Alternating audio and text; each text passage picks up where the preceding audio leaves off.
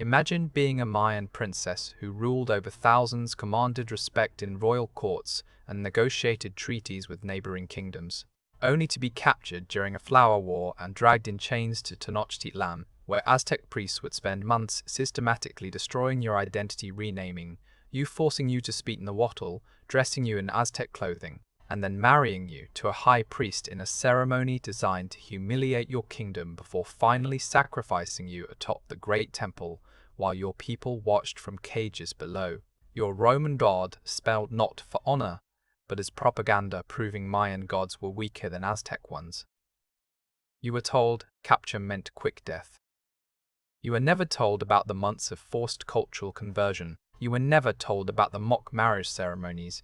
You were never told that Aztec priests kept detailed records of which Mayan princesses broke fastest under psychological torture. You were never told your death would be filmed in codex illustrations and displayed across the empire as proof of Aztec supremacy. In a few minutes, you will understand what happened in the Karmakat, the priest schools where captured royalty was held. In a few minutes, you will understand why Aztec conquest targeted noble women specifically. In a few minutes, you will understand why Mayan codices describe certain defeats with phrases that translate to the day our mothers were erased. This is not mythology. This was state policy. This happened during the reign of Moctezuma I, Axayacatl, and Ahuitzotl across 2 centuries of Aztec expansion. Diego Duran, a Dominican friar who interviewed Aztec elders in the 1570s, recorded their descriptions of captured noblewomen with disturbing clarity. Princesses of enemy kingdoms were brought to Tenochtitlan, not to be killed immediately, but to be converted, humiliated, and displayed as proof that their gods had failed them. Bernardino de Sahagun's Florentine Codex, compiled from the Nahuatl testimonies in 1577, described the process. Noble captives underwent ritual cleansing, renaming, and education in Aztec ways before their sacrifice. This was to demonstrate that even enemy royalty recognized Aztec superiority, and the Codex Mendoza, created in 1541, contains illustrations showing captured noblewomen in distinct clothing marked with symbols indicating their origin and the duration of their preparation. What Aztec priests recorded as religious duty, we are about to recognize as systematic psychological destruction. What their artists depicted as divine transformation, we will see as calculated humiliation designed to break spirits before breaking bodies. Before we go deeper into Princess Ixchel's story, if you want more histories they buried in missionary accounts and misinterpreted codices, subscribe now and hit the bell, because once you hear what happened to 19-year-old Ixchel when she was captured at the Battle of Caquixtlahuaca in 1458, you will never see Aztec-Maya conflicts as simple warfare again. And when you reach the moment that disturbs you most, and you will tell me in the comments where you were watching from and what shocked you the most. The year was 1458. The dry season had turned jungle paths to dust, and Princess Ixchel, daughter of the Mayan king of Caquixtlahuaca, stood on the palace steps, watching Aztec warriors breach the outer walls, knowing with absolute certainty that capture meant something worse than the obsidian blade. It meant months of deliberate erasure before a death designed to prove her gods were lies. Ixchel had been raised for power. She could read hieroglyphic texts. She conducted religious ceremonies honoring Ixchel, the moon goddess she was named for. She negotiated trade agreements with Zapotec kingdoms. At 19, she was already being groomed to rule alongside her brother when her father died. Mayan noblewomen held real authority. They were priestesses, diplomats, occasionally warriors. Ixchel embodied everything her people valued: educated, spiritually connected, politically astute. The flower wars were not about territory. They were about captives. Aztec theology required constant human sacrifice to keep the sun moving, and the most valuable sacrifices were nobles' people whose blood carried divine lineage. Capturing a princess was a supreme prize. It proved Aztec military superiority. It devastated enemy morale, and it provided the highest quality offering for the gods. When Aztec warriors entered the palace, They did not kill indiscriminately. They had orders. Secure the royal family alive. Ixchel's father died fighting. Her brother escaped through tunnels, but Ixchel and her mother were captured along with 12 other noblewomen from the court. They were bound with Magi rope not violently, but carefully, preserving their value. Aztec soldiers knew damaged goods fetched lower ritual status. The march to Tenochtitlan took 19 days. The route was deliberately public, passing through allied cities where populations were assembled to witness Aztec victory. At each stop, heralds announced the captives' identities and royal status. Ixchel walked in chains through crowds who stared, some with pity, most with the detached curiosity of people watching political theatre. Her Mayan clothing, rich cotton dyed with cochineal, jade jewelry marking her rank, made her instantly recognizable as nobility. That was intentional. The humiliation worked only if everyone knew who she had been. Tenochtitlan was vast beyond anything Ixchel had imagined. The island city held perhaps 200,000 people. Pyramids towered over plazas where thousands gathered. This was the empire's heart, and Ixchel was brought here not as a prisoner of war, but as raw material for a specific kind of transformation. She was taken to the Karmakak, the elite school where noble Aztec children trained to become priests and administrators. But attached to these schools were chambers for captured nobility. These were not dungeons, they were conversion facilities. The goal was not punishment, but reprogramming. Ixchel would be transformed from Mayan princess into Aztec offering, and that transformation required her cooperation, her visible acceptance of Aztec superiority. The process began with cleansing. Ixchel and the other captured women were bathed in sacred water, infused with copal incense. Their Mayan clothing was burned, not discarded, but ritually destroyed in ceremonies witnessed by Aztec priests who recorded the act in pictographic documents. Then they were dressed in Aztec garments, plain white cotton shifts that erased their individual status. They looked identical now, stripped of the visual markers that had defined them.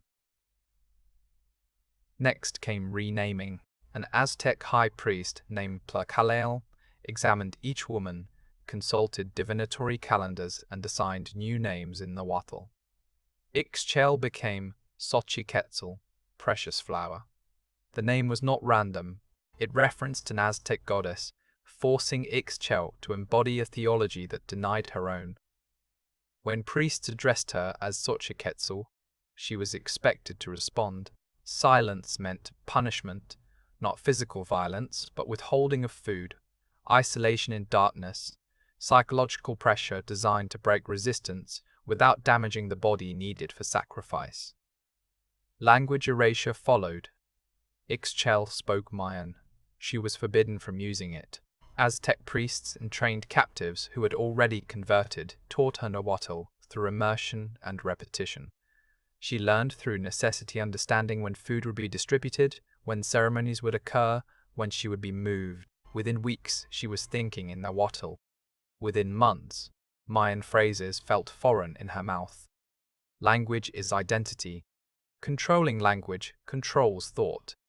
But the most psychologically devastating element was the mock marriage ceremony. This was unique to captured noblewomen. Sahagun's informants described it with uncomfortable detail. High-status female captives were married to Aztec priests or warriors in ceremonies that mimicked legitimate marriages, but were explicitly temporary. The marriage would last until the woman's scheduled sacrifice, sometimes a year. During this period, she would live in her husband's household, perform wifely duties, bear his children if pregnancy occurred. The children would be Aztec, raised in Aztec faith, inheriting nothing from their mother's Mayan heritage. Ixchel was married to a priest named Chimalpopoca. The ceremony was conducted before witnesses, recorded by scribes, celebrated with feasting. To all appearances, it was legitimate. But everyone knew, including Ixchel, that this marriage had an expiration date. Chimalpopoca already had an Aztec wife. Ixchel was not a spouse. She was a possession with a countdown. The cruelty was not in the sexual access, though that occurred. The cruelty was in the intimacy required. Ixchel was expected to perform affection, to greet Chimalpopoca warmly when he returned from temple duties, to prepare his meals, household religious ceremonies honoring Aztec gods. She was forced to embody the role of willing wife to a man who was complicit in her eventual death. Refusal would mean immediate sacrifice without the honor of a ceremonial death. Compliance meant maintaining the fiction that she had accepted her transformation, that she had abandoned her identity willingly. Months passed. Ixchel learned Aztec cooking. She attended festivals honoring Huitzilopochtli, the war god. She spoke only Nahuatl. She responded to the name Xochiquetzal. To observers, she appeared converted, a success story of Aztec cultural superiority. But in private moments, alone in the household courtyard, she whispered prayers to Ixchel in Mayan, so quiet no one could hear. She counted days using Mayan calendar mathematics scratched into pottery she was supposed to be washing. She clung to fragments of self, even as the system dismantled her piece by piece. But the system anticipated resistance. Aztec priests understood that some captives would never truly convert. So they added another layer of psychological torture. They brought her mother to visit. The woman had been kept separately, held in a different Kolmikak. She had undergone the same process, renamed, red-dressed, married to a different priest. Mother and daughter were allowed to see each other once, in a controlled setting, speaking only Nahuatl under priestly supervision. They barely recognized each other. The woman who entered no longer moved like Ixchel's mother. Her eyes were vacant. She spoke in a flat monotone, reciting phrases about Aztec gods with mechanical precision. The priests had broken her completely. She was a shell. And Ixchel understood with absolute horror that this was her future. This was what compliance produced. You could obey every rule, speak every word correctly, perform every ritual, and still lose yourself entirely. After that visit, Ixchel stopped whispering prayers. She stopped scratching calendar marks. She ate what was given. She performed her duties. She became what they wanted, a compliant, converted offering whose sacrifice would demonstrate Aztec power not through resistance, but through visible acceptance. Her sacrifice was scheduled for the festival of Toxcatl, a major ceremony honoring Tezcatlipoca. The date was announced months in advance. Chimalpopoca informed her with something resembling regret, genuine or performed, she could not tell. He thanked her for being a good wife. He promised her death would be honorable. He promised her her Aztec name would be recorded in temple records. He offered comfort that meant nothing because he fundamentally did not understand that comfort required acknowledging her as human, not inventory. The night before her sacrifice, Ixchel was visited by other captured noblewomen scheduled for different ceremonies. They sat in silence, these princesses from Mixtec kingdoms, Zapotec cities, Huastec territories. Some had been captive for years, bearing Aztec children who would never know their mothers' true names.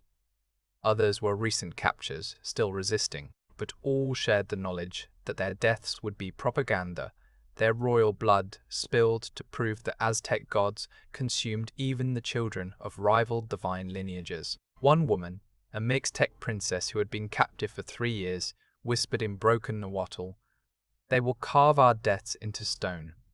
They will paint our blood in codices. But they cannot carve our thoughts.